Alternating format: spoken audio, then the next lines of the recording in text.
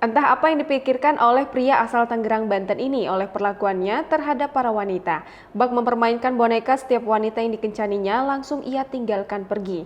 Kini ia viral di media sosial lantaran diduga berhasil menghamili 17 wanita. Salah satu wanita yang mengaku korbannya, ia terperdaya oleh pria ini karena dikasih obat. Lu ngomong, tangkap aja Pak polisi Pak, tangkap Pak, jangan takut, tangkap. Apaan coba begitu cowok nggak tanggung jawabnya? Duduk, kamu mikir lo yang kecil ini sendiri. Berarti lu memperdaya baik cewek pakai obat lu ya? Iyalah banyak obat. Hah? Saya jadi paksa jadi mau sama dia. Ada. Pegang BB-nya, PRT kan ada. Hebat dia, kayunya hebat ya. Iyalah hebat. Tengah ya.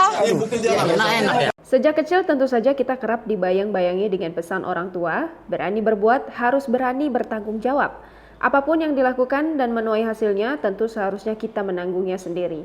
Namun berbeda dengan pria satu ini, seolah merasa tak bersalah mempermainkan wanita, pria ini diduga nekat berhasil meniduri wanita hingga hamil.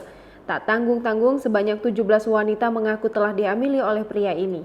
Dalam sebuah video yang diunggah akun Instagram @dorobei, Kamis 24 Desember 2020 malam hari, seorang pria asal Tangerang yang belum diketahui namanya itu pertama kali diberitakan melalui sebuah video berdurasi kurang lebih 1 menit menghebohkan warganet. Dalam keterangan video tersebut menyatakan bahwa pria ini telah menghamili 17 wanita.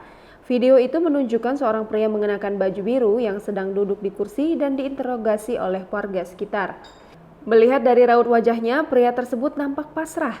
Ia pun tentu saja dituntut untuk mempertanggungjawabkan perbuatannya. Ditambah lagi, terdengar suara seorang wanita yang berbicara dengan lantang, mengaku bahwa ia adalah salah satu korbannya. Wanita itu pun berteriak mengatakan bahwa pelaku memakai obat.